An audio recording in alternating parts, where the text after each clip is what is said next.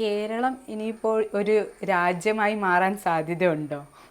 പിണറായി വിജയൻ വിദേശകാര്യങ്ങളൊക്കെ നോക്കാൻ വേണ്ടിയിട്ട് ഒരു IAS ഉദ്യോഗസ്ഥനെ ഇപ്പോൾ നിയമിച്ചിരിക്കുകയാണ്. അതിനെക്കുറിച്ച് എന്താണ് പറയാനുള്ളത്? യഥാർത്ഥത്തിൽ വിദേശകാര്യം പൂർണ്ണമായും കേന്ദ്ര സർക്കാരിൻ്റെ കീഴിലാണ് എന്നാണ് നമ്മുടെ ഭരണഘടന പറയുന്നത്. വിദേശകാര്യം, കറൻസി, പ്രതിരോധം ഇതൊന്നും കേരള സർക്കാരിന് ഇടപെടേണ്ട കാര്യങ്ങളല്ല.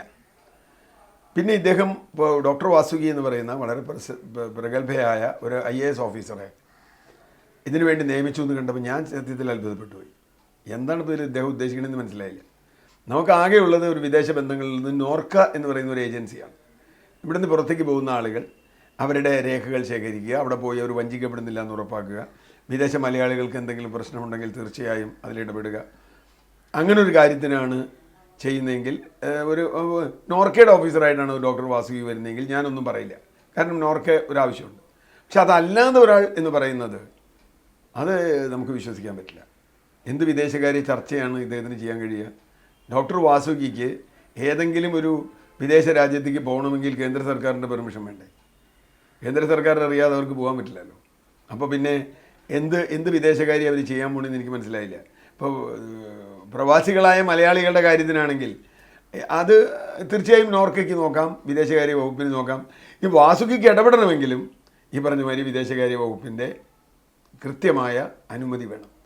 അങ്ങനെ ഒരു ഘട്ടത്തിൽ ഇത് വയ്ക്കുമ്പോൾ വേറെ രാജ്യമാക്കാനൊന്നും എനിക്ക് തോന്നുന്നില്ല, അങ്ങനെയും തോന്നുന്നില്ല. ഇതിൻ്റെ പിന്നിൽ എന്താണ് താല്പര്യമെന്ന് എനിക്കറിയില്ല. വിവരദോഷമാണോ അതോ വേറെ എന്തെങ്കിലും സങ്കുചിത താല്പര്യങ്ങളുണ്ടോ എന്നറിയില്ല. ഏതായാലും വാസുകിയെപ്പോലെ ഒരു ഉദ്യോഗസ്ഥയെ ഇത്രയും എനിക്ക് തോന്നുന്ന പണിയൊന്നുമില്ലാത്ത രൂപത്തിൽ ഇവിടുന്ന് KV തോമസിനെ ഡൽഹിയിലേക്ക് അയച്ച പോലെയുള്ള ചില ആവശ്യങ്ങൾക്ക് വിട്ടതാണോ അതോ അവർക്ക് എന്തെങ്കിലും അക്കോമഡേഷൻ കൊടുത്തത് അവരെ ഒഴിവാക്കാൻ വേണ്ടി ചെയ്തതാണോ എന്ന് പോലും എനിക്ക് സംശയമുണ്ട്. ഇനി കേരളം ഒരു രാജ്യമാവാൻ സാധ്യതയുണ്ടോ? മോദിയെ അനുകരിക്കുകയാണോ പിണറായി വിജയൻ? അല്ല, കേരളം ഒരു രാജ്യമാവുക എന്നൊക്കെ പറഞ്ഞാൽ അതൊന്നും വളരെ എളുപ്പമായിട്ടുള്ളൊരു കാര്യമല്ല.